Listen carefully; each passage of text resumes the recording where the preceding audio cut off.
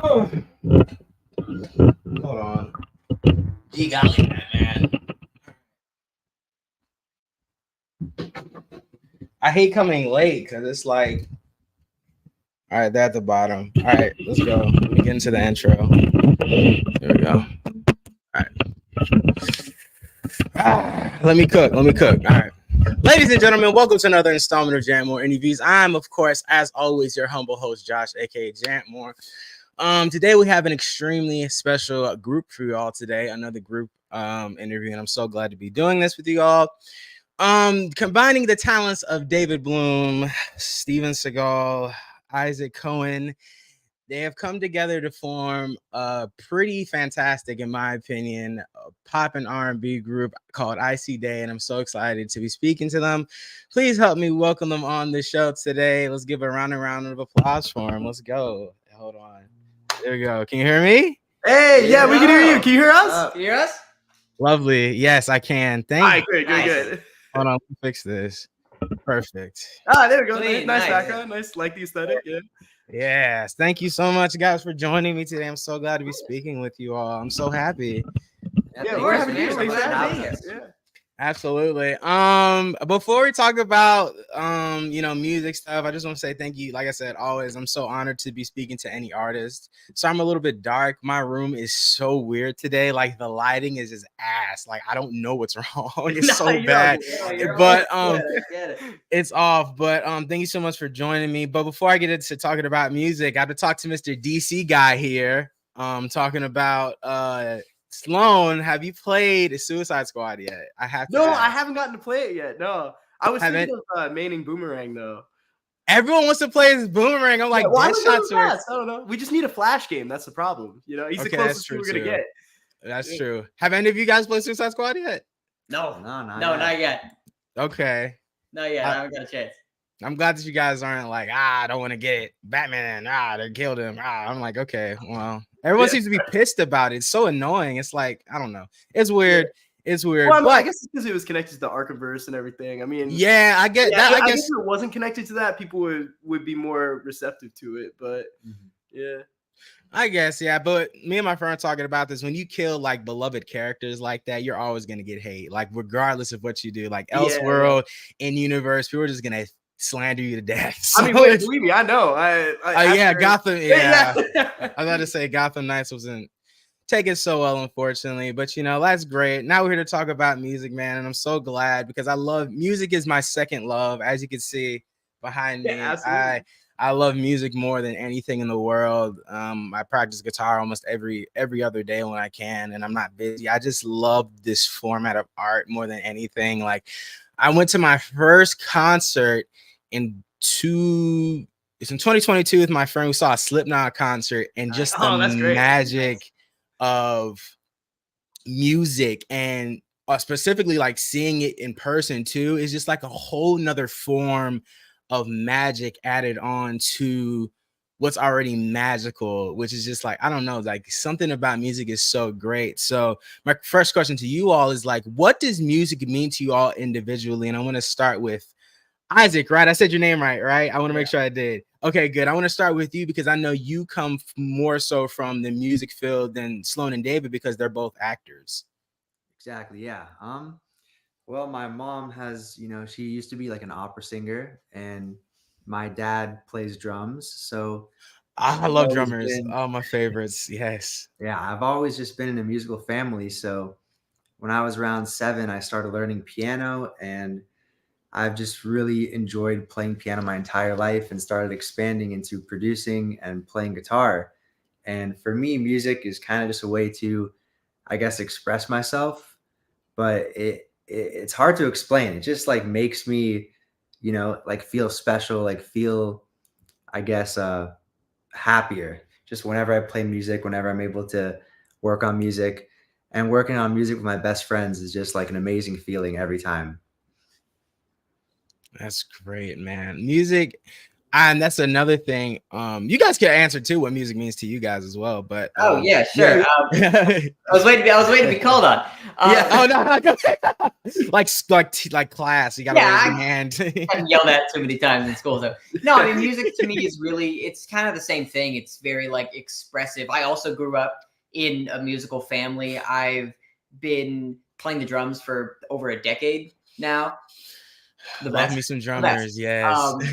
But music to me is really just about like appreciation for a bunch of different like individuals, and the fact that we can all do this together and like have our own unique view on everything and have it combined into like not only what we write about, but like what the music sounds like and what genres we explore, like if we're feeling a certain type of way or something. So it's like it's so fun to just feel music and be into music, but like to do it with these guys and to be able to make certain things and like maybe even like a cinematic track, which is maybe a hint to something, little teaser, is so unique and fun that it's like I'm just grateful, even if nothing ever happens with it ever. I'm just grateful that I get to come in one more day and just keep working with them.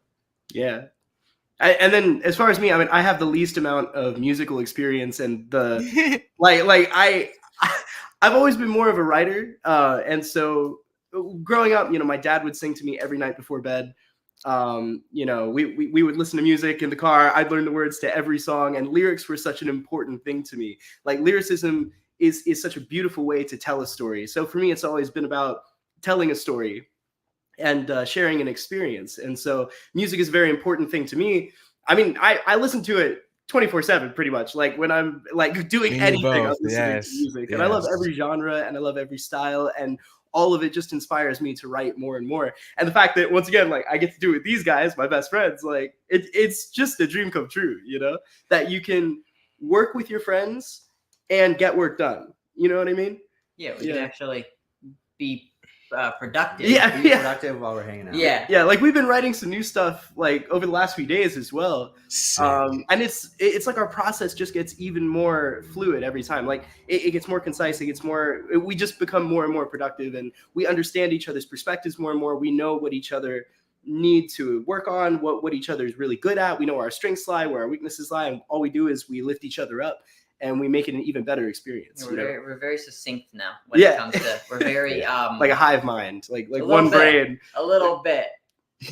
I love that. And I'm so glad that you guys have that bond together as knowing each other for so long and being friends, because I feel like it'd be more so easier for you guys to create than if you guys did not know each other at all. Because you've hung out with each other, you guys have played games together, you've grown up with one another, it's like you guys know each other. I couldn't imagine what the flow of work would be, or the connectivity between you guys would be if you guys just like didn't know each other at all, because I want to create a heavy metal band because I just love metal so much, but like respect. My issue is that I don't have any friends who like that I know yet that play guitar and drums and bass and all that. So I would potentially have to go like reach out to newer people. And that's a whole nother thing in and of itself, because you have to hang out with that person. You have to get to know that person. You have to see what they're, but like you guys already know what you're into. So to just, dive deeper into that, how does being friends help you guys decide where to go with your music when you guys are creating stuff together? I mean, there's definitely a lot of sacrifice with it, because we all have our own individual like ideas, and maybe we have like opinions that something might be easier to make or better to make or more efficient to make. But there is a level of sacrifice to like, obviously we're not trying to just like be so gracious that we just all get our voices stomped on, but like we all have to understand who we are in the situation, and that everybody has an equal and great point of view. And like, it's hard to do that with friends, because sometimes you don't want to just make it professional. You don't want it to just have to be like, we're in a work environment. We have to like there's so much under the surface, but we just, pretend like everything's fine, professional. So we really we sacrifice, but we're also really honest with each other. And, you know, and whether, you know, it can cause a debate or whether it's just taken easily, like there is a level of honesty that I feel like you either learn and you adapt or the band falls apart. And we're here 2 years later still doing this stuff. So I feel like we've kind of figured it out a little bit. We have a long way to go, but we figured it out a little bit, at least when it comes to making the music. I feel like one of the best things about like a beautiful friendship is the art of compromise and like being able to respect someone else's needs as well as being able to uphold your own. And so when you put three of us in a room and each of us have a different need or a different desire for a particular thing in a song, or, you know, like one of us stands up for like a lyric or a chord or whatever, like that art of compromise has just become so much easier. Like, and it's just made us stronger as friends. So I feel like we coming into it, we were always going to be able to have a fluid process, but I feel like after making an entire album and starting to work on new stuff, we've just started to work together even more and understand each other even more on a personal level, even as well, not even just a professional level. But it definitely makes for a lot more cohesive of an experience. Oh, yeah. You know, Trial by fire. Yeah, and we also, like, every time two of us are in the room together and one of us can't be there, we're always making something different. And it's like when all three of us are there, we're kind of able to keep each other like stable and kind of towards the goal and grounded. Yeah. But it's easy to know, like, when you're with your friends, that if you're giving them constructive criticism, like, they're not going to judge you, they're not going to take it the wrong way. They're just going to, and you know, they're just going to know that like we're trying to do what's best for each other and what we think is best for the song. So it's just been really easy to work with them. And I love that you talked about that sacrifice and having a compromise when it comes to art. And that's just like art in general, especially when you're working with so many people. Like you could be writing a script, or, you know, when you're working with your director, I know Sloan and David could attest to this. Like you have an idea and the director's like, no, do it this way. And you just, it's that kind of like, but I feel like it would come out better this way. And then you see it and they're like, oh, he was right the whole time. Like I should have shut up. You know, it's so interesting how ideas come together, and when you just like trust in each other. And of course, like you said, when you have that friendship, you trust each other more because you guys know each other more, which is great. And I love that you guys talk about that. But let's go back into time and talk about the origin of this music group together. When did you guys start talking about making music, and when did you guys find out you were musically inclined, or like, you know, David could play the drums, or that Isaac has been doing this for a while and stuff like that?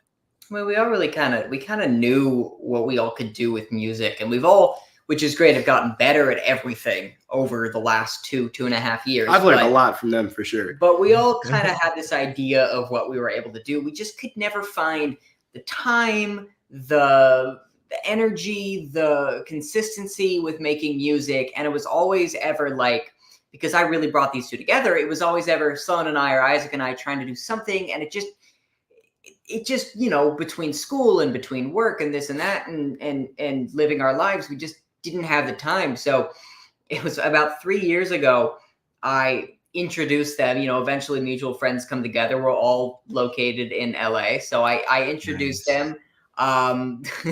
We started playing a lot of Minecraft together, among other games. So much Minecraft. So many hours until sunrise, Minecraft. Oh, yeah. And then I would see the sunrise a lot.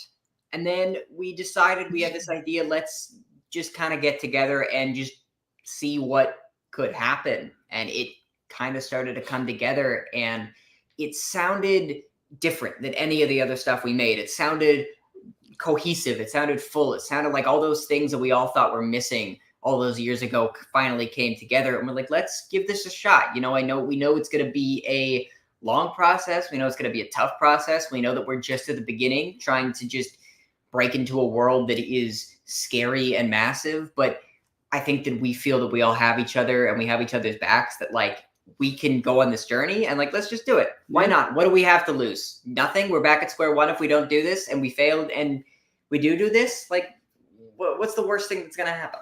Yeah. And I feel like we have a unique perspective to offer as well. Like that, what we heard when we made that first song was like, oh, this is something special. This needs to be heard by people. And then everything else we made, it was like, oh, this needs to be heard by someone. Like it just feels like it's supposed to be part of the fabric of our reality. So we're excited to finally put it out there and share for everybody, you know? Mhm. I'm so glad that you guys talk about risk, and especially got to say this, but like massive kudos to all of you. I'm so when I interviewed Sloan for the Gotham Knights panel, I was so happy that I found that me and him are both in our 20s, because like whenever I interview people, they're like seasoned, they're like got kids, and they're like know everything, which is great. You always want to talk to the OGs to gain perspective. But what is just as important is speaking to people like us who are like in the field, actively creating, actively taking that risk and taking a chance to create music or to create art. And I feel like a lot of people miss that opportunity because they're scared. They're scared of taking that step. And I'm glad that you guys are taking it and taking it with grace. I mean, Open Up is a great single, and we're going to talk about that more. It's fantastic. And I'm very excited to hear more of what you guys have to offer to the music scene. What is y'all's dream for Icyday? Like, what do you guys want to do with this? How far do you want to take it? Like, where do you envision you guys taking the music next? What do you think? That's a good question. I think right now we're really focused on releasing everything and trying to really get better as a band and as a group. But the sky is the limit in the future. So Honestly, yeah. Please do live concerts. I have to see y'all live, like dead We for real. we Like want to you know, like the way that I think of it and the way that I approach it is like every extra day that I get to do this stuff, I'm grateful for. And like we could quit right now and I'd be overjoyed with how much we've done. But like, I just want to see how far we can take this.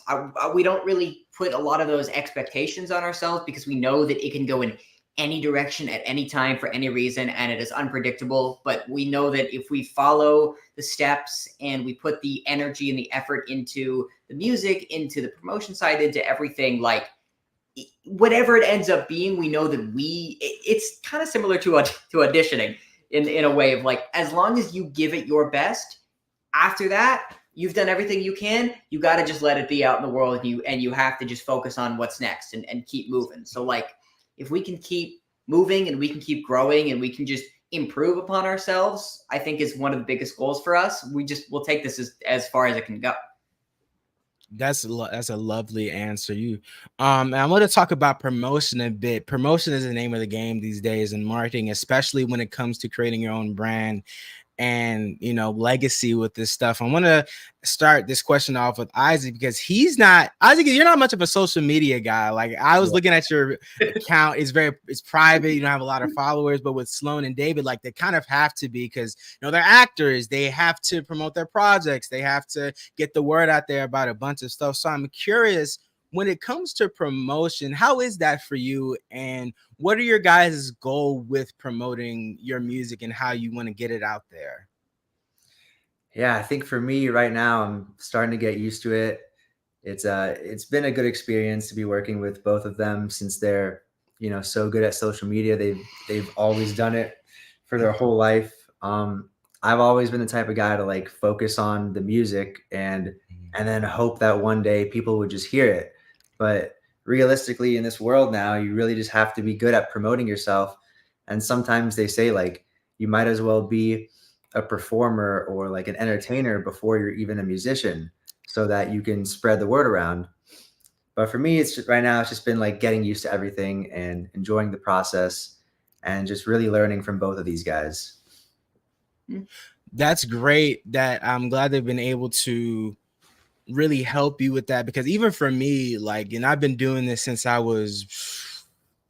count is about to be 10 years old next year. So I've been doing this for a while, especially like making, yeah, that's crazy. Yeah. Cause I used to do like skits, and I wanted to get famous for being a comedian. And like, you can look at my page and see all these corny skits, and me like wearing my hat tilted backwards, or me just trying to get my friends involved. And I still do that when I can. But social media is such a difficult beast to tame. And there's like so many things you get caught up on, like numbers, or like, oh, my post didn't do well, or oh my God, they didn't like this, and da da da. It's like so many things you get lose your mind over and like go insane and burn out on. But I'm glad that you guys are taking a stab into promotion with your music, because you guys really do have a great product here, and a lot of people deserve to hear it. And there's like a lot of outlets too. You know, you have TikTok, you have Twitter, you have YouTube, you have Instagram Reels, you have like there's just so many ways you could get your music out there, and there's just so many ways for people to hear you now. Like maybe one day your song could pop up in a TikTok video or something, and like a million people hear it, and they're doing like a dance to it, and you just blow up off that.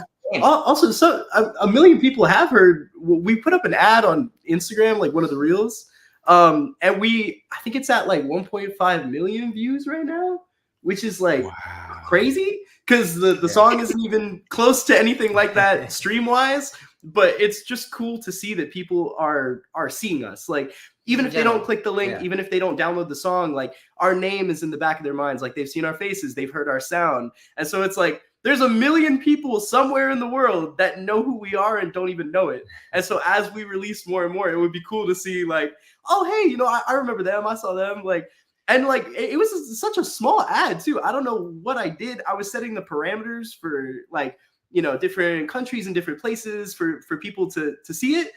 I don't know how we got that much reach. The projected reach was like a couple thousand people. Yeah, I don't. So I don't know. Put in the right numbers. Put in the right numbers. I don't know a lot about those. About advertising posts. I've been doing some research into it. Some work, so it's, you know. Yeah, so that's really cool to know that, just like, even if they haven't downloaded the song or streamed it, or even if they, you know, they don't know us by name or anything, like there are people who are aware of us, and that's like, that's the coolest part. Is it's like, when are we gonna release the song that gets that person interested in what we've made? You know what I mean? And like that's really exciting. Yeah. I believe I heard in an interview you guys, you know, just to talk about reach, I believe you guys said one of your songs is going to appear in a movie or something like that. Did I hear that correctly? Yeah. It's going to be in a movie, but we're not sure where the movie is going to go, but it's called Rock Bottom. And it's about music. It's a movie about music, which is really cool. Yeah, and that's one more song, which we'll be releasing March 8th. Is that the release date? I want to believe, Yep. There, Oh man, I can't wait. I'm super excited for that, man. How did that process go? Did they reach out to you? Did you pitch it to someone, or did someone just be like, "Oh my god, I love this song," and just reach out to you to put it in their movie? Well, we've been working with someone helping us with our music named Wes, and he basically had a contact over there. I mean, he was music supervisor for that film. Yeah, why not?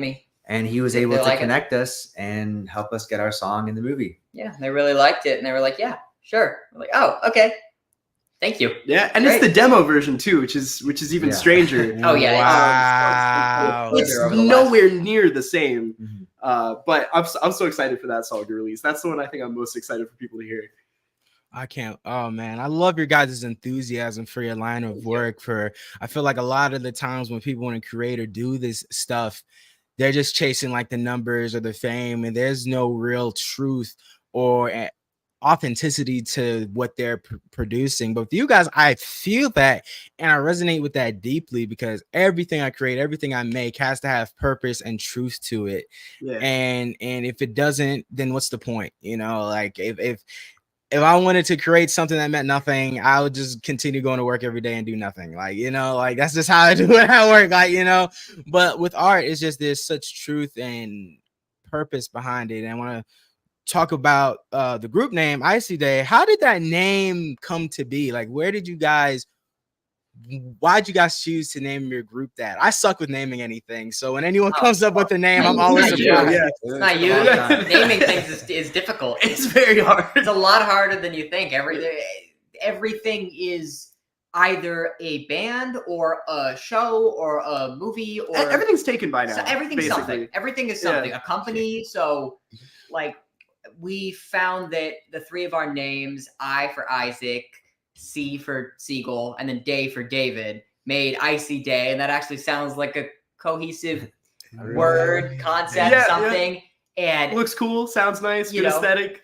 It was the first thing that we both liked, and wasn't immediately another band. So it ended up working out. It ended up working out great. Oh my god, sick! That's awesome. That's how my name Jantmore came to be, because that's just my full name, Joshua Anthony Morales, and I shortened it, and Oh, that's that's how cool. you I didn't know guys. that. That's cool. Yeah. Everyone freaks out when I tell them that. I remember I was at one of my friends' school at Penn State, and she was like, "I thought Janmore and Josh were two different people." I was like, "No, it's me. I'm both." I'm both of them, because she was just so Secret identity surprised. was there the whole time. Yeah, but Like now Clark Kent, let's right? Yeah. say it again. Like Clark Kent, right? Something like that. Yeah, Yeah, yeah. You just take off the glasses. There you go. It's so cool, man, and that's awesome that you guys were able to come up with that name. And speaking of names, I want to talk about the album with you guys. Very excited. You said it's coming out in spring, correct? If I got that right? Yeah, in spring. Springtime. Nice. How did you, because I'm always so curious about releases and when things decide to come out and such like that. Why did you guys decide to release it in spring, or was that out of your control, or was it just coincidence, or how did you guys pick that? We originally planned on releasing a lot sooner, and then we realized the songs needed extra love and extra work to make them even better than we thought they could be. So we took that time to then work on the music even further and make it so that there was absolutely nothing else we could do to it before it was ready for release. Yeah.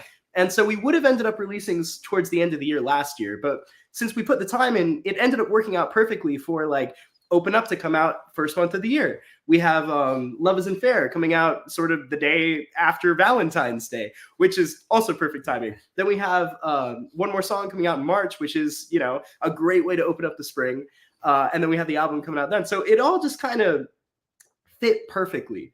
Whereas we would have had a more rushed release, now we can take our time, now we can promote, and it comes out around the perfect time of year for what I think fits our sound the best. Absolutely. I mean, Yeah. there's a lot of themes within the beginning of the new year and winter to spring about, you know, renewal, growth, beginnings, Change. Yeah.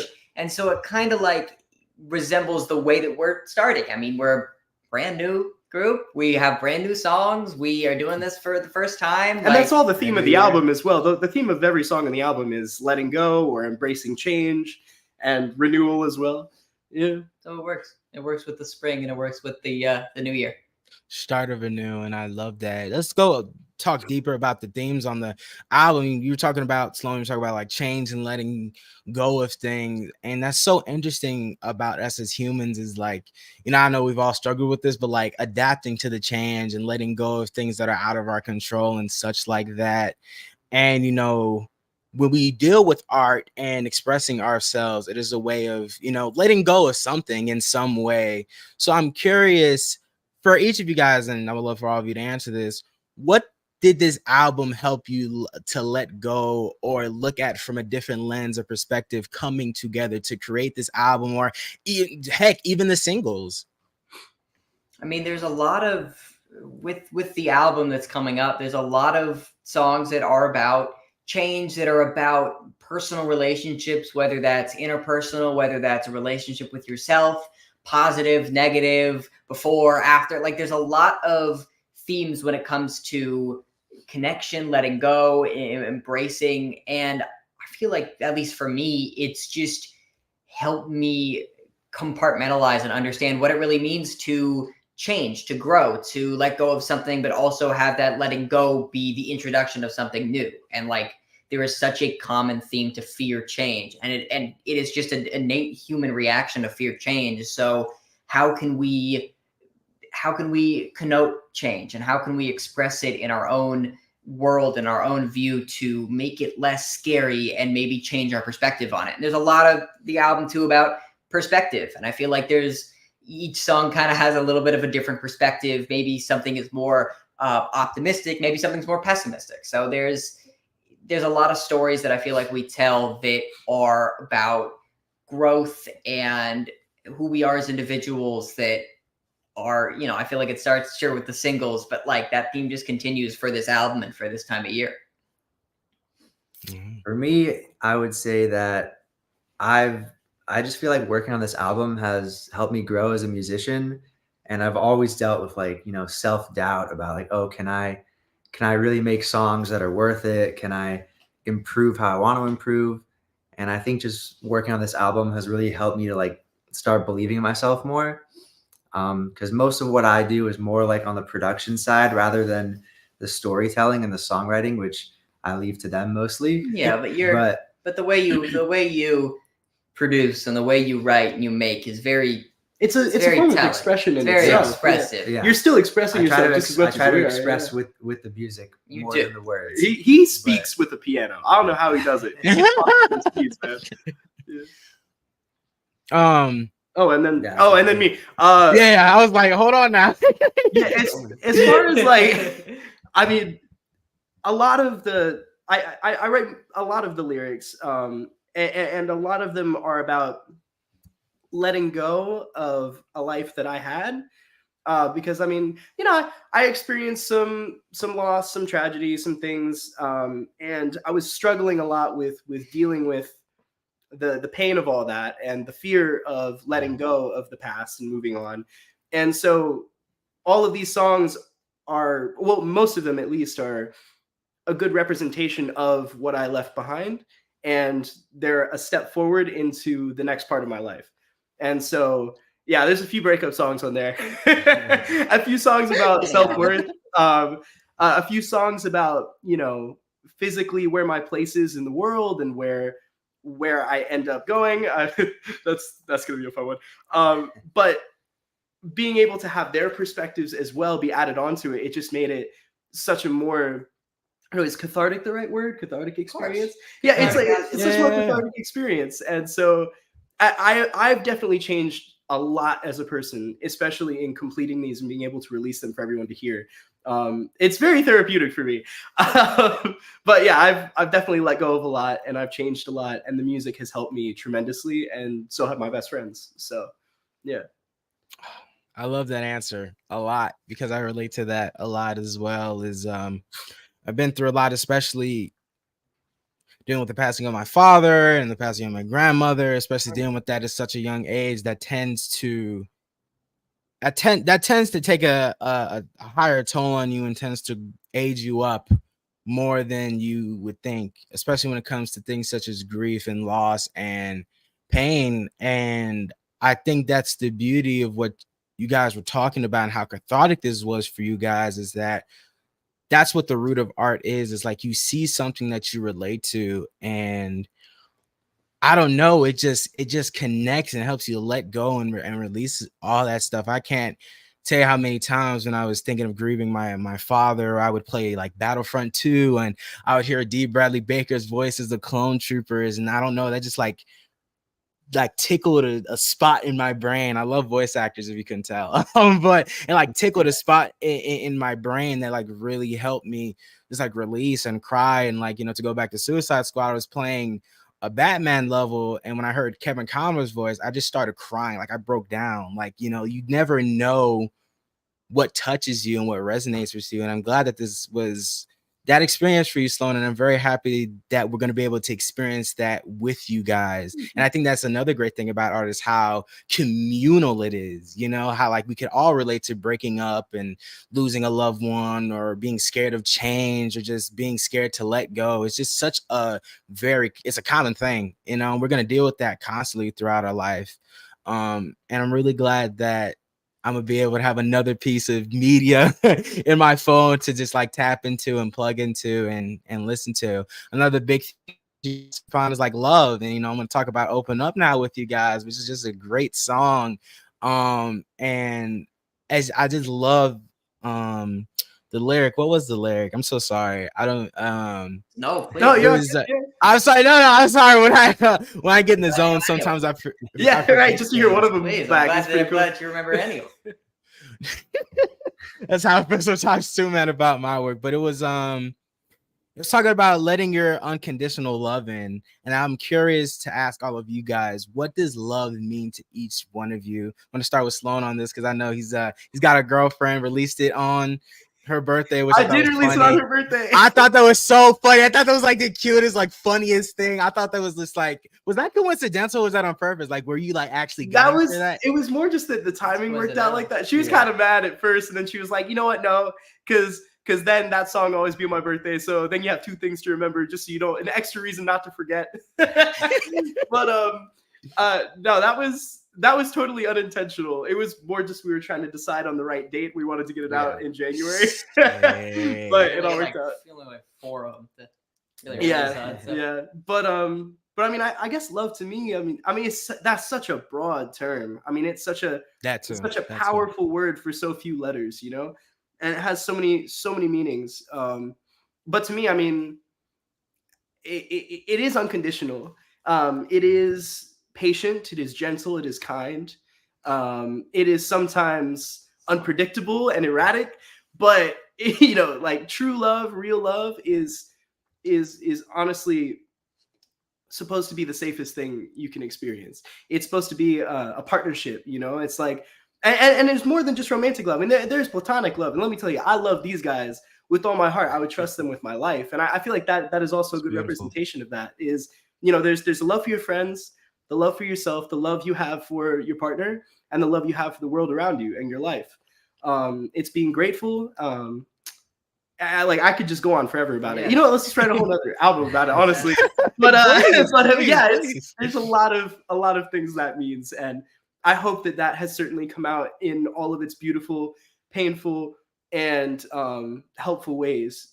You know, in all the songs that we're about to release. But yeah. It's a hell of an answer. Yeah, like how do you follow that up? Yeah. I don't really have any other things. That's just a hell of an answer right there.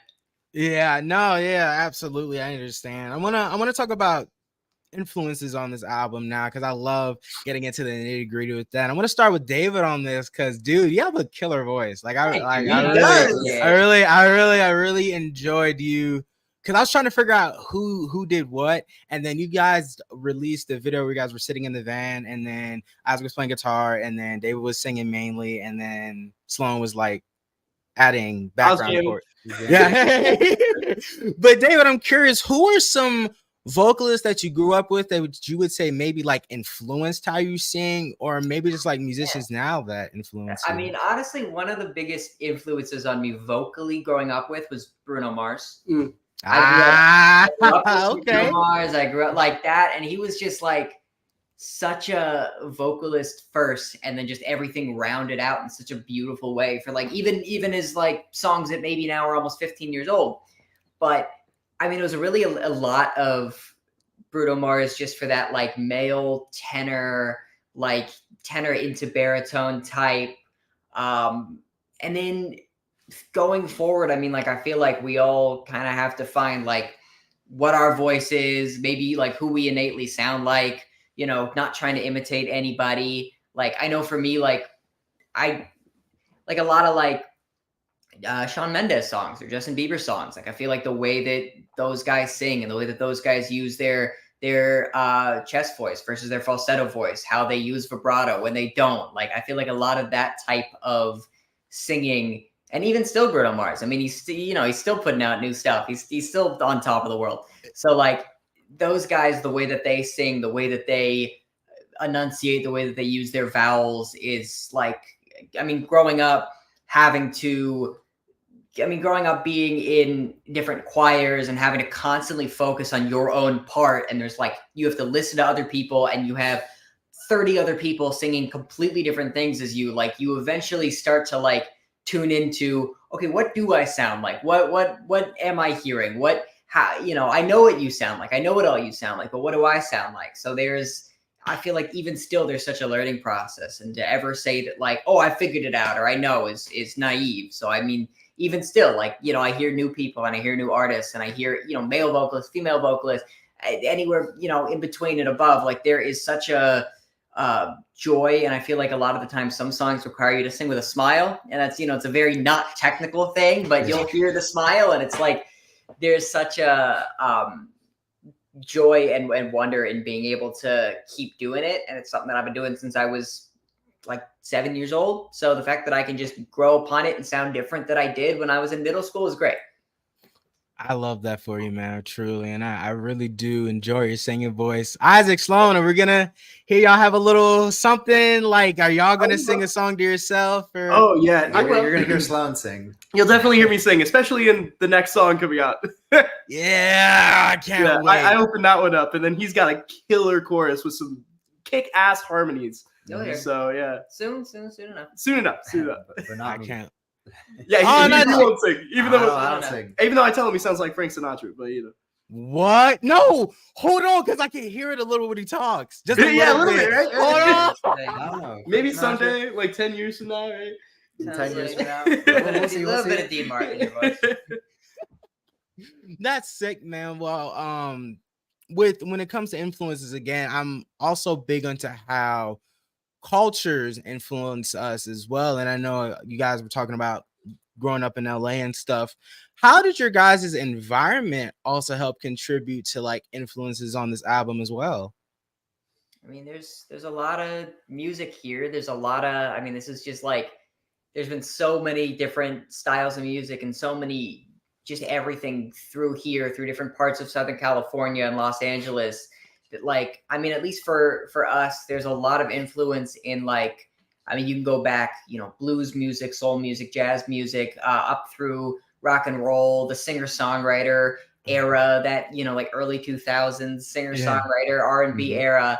And like a lot of that comes from Los Angeles. I mean, there's a lot of California, Southern California sound that is very like connected to as far back as you can go in music. I mean, everything is just some form of jazz, and jazz is just some form of older music. And so it's like, It's all related. it's all related. So the way that I like to think about it is whatever we're influenced by was influenced by something else, which was influenced by something else. And it's like, this tree starts to grow of like what you can learn from music, and you can make a song that was influenced by a song 2 years ago, but maybe that song has a sample or was influenced this way by a song that's from, you know, the 1910s.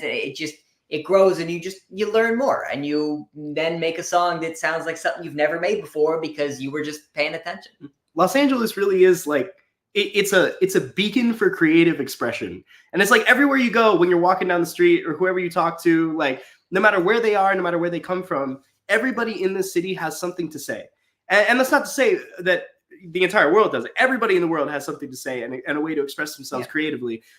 In Los Angeles, people are just much more upfront and outspoken about it. People have the vulnerability, and they have the availability, I guess, to be able to do it in such an authentic way. And you so see it all the time. that dialogue is certainly very inspiring. Yeah, and with our album, we have like multiple genres in there.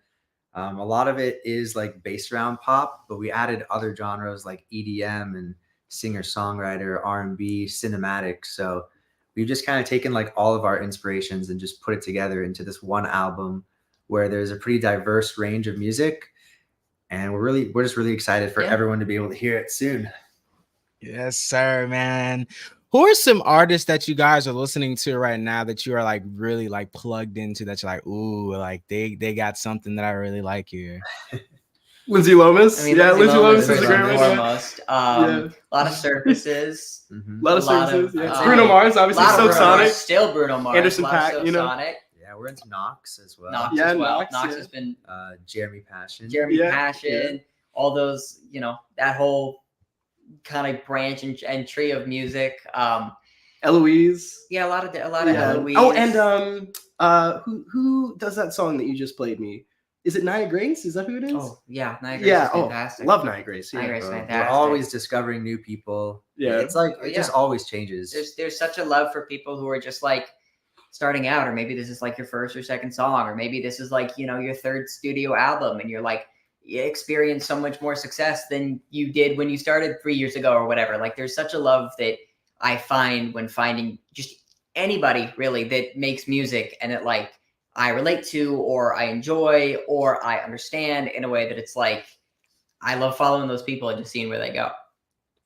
I'm the same way with you guys. I'm very excited for you guys' future and to continue seeing where you guys grow and continue to evolve. I think that's one of my favorite things about artists in general.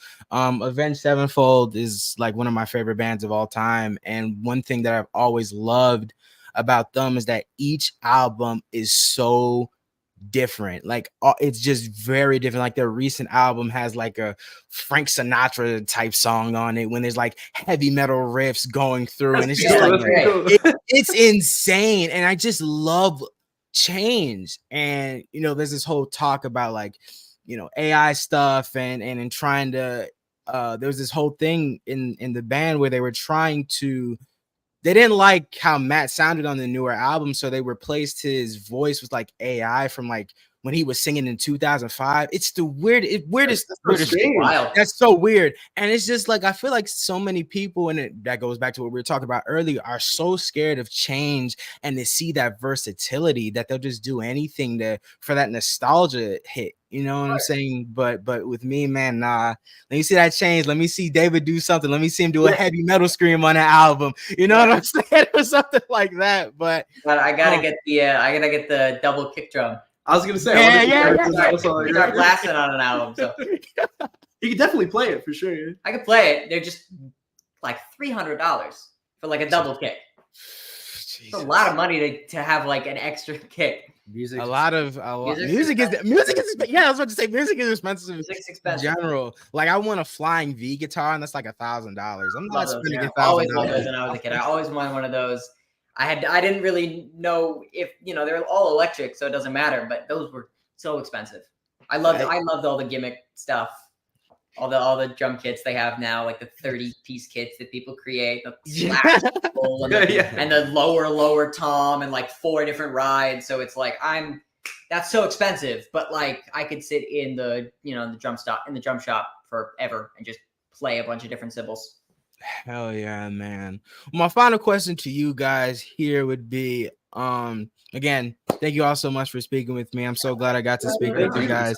I remember talking to Sloan about this. I was like, I really want to speak to all of you guys like really bad because like I said, I'm 21. We're both in our 20s, and I just love speaking to younger artists because it's like that is so influential to me when I'm creating my stuff. I'm writing a bunch of stuff right now, and it's very influential to me.